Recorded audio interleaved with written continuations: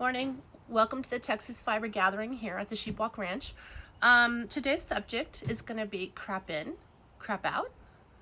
I say that with hesitation because when I first started shipping stuff off to mills, I wasn't as smart as I am now about it. I didn't even open up the bag. I just assumed that what was in it was what the shepherd wanted me to send off to the mill as is, and that it was ready to go. I don't blame the mill owner for sending it back to me saying, we washed it, that's the best we're gonna do. It was full of burrs.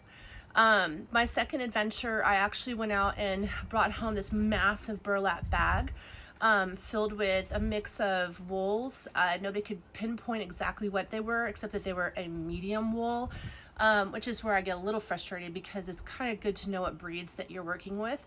But I sat there for a week and hand sorted, hand picked everything, made sure that my locks were the right staple length, that there was nothing too small, nothing dirty. Shipped it off to a mill, and 2 years later was told that most of my stuff was crap, that it had to be composted, and that on top of that, they didn't like the way that it looked or smelled. And the biggest complaint was this color. Okay, so this is Gulf Coast. Gulf Coast is just one of those fibers. It's like hair. You know, like right now my hair looks oily because of the weather.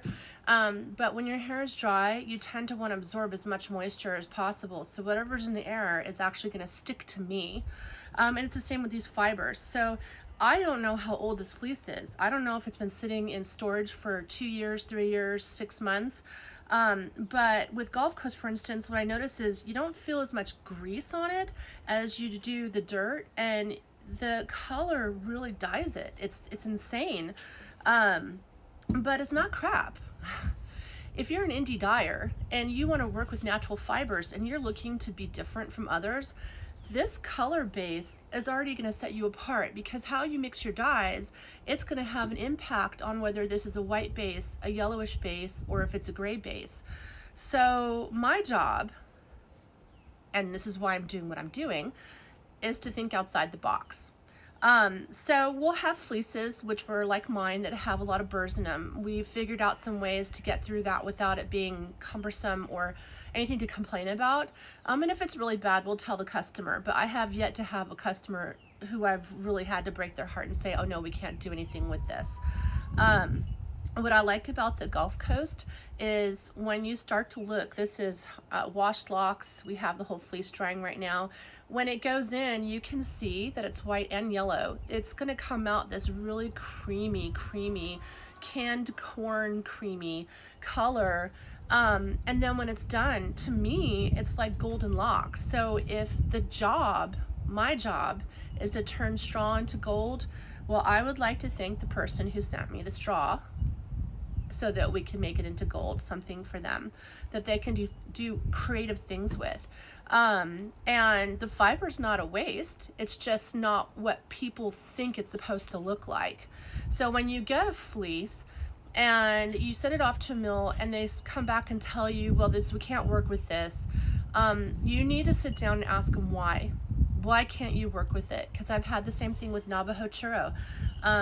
If that person doesn't like Navajo churro, or they don't like this yellow dinge, it's the personal right of that owner, mill owner, or processor who you're working with to turn it away. Because if they're not going to give you their best, what's the point of paying them?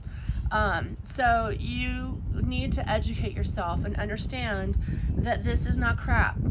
To me, this is not crap, and I'm just showing you the pretty stuff. I have Dorper cross. That's the next subject, but not today.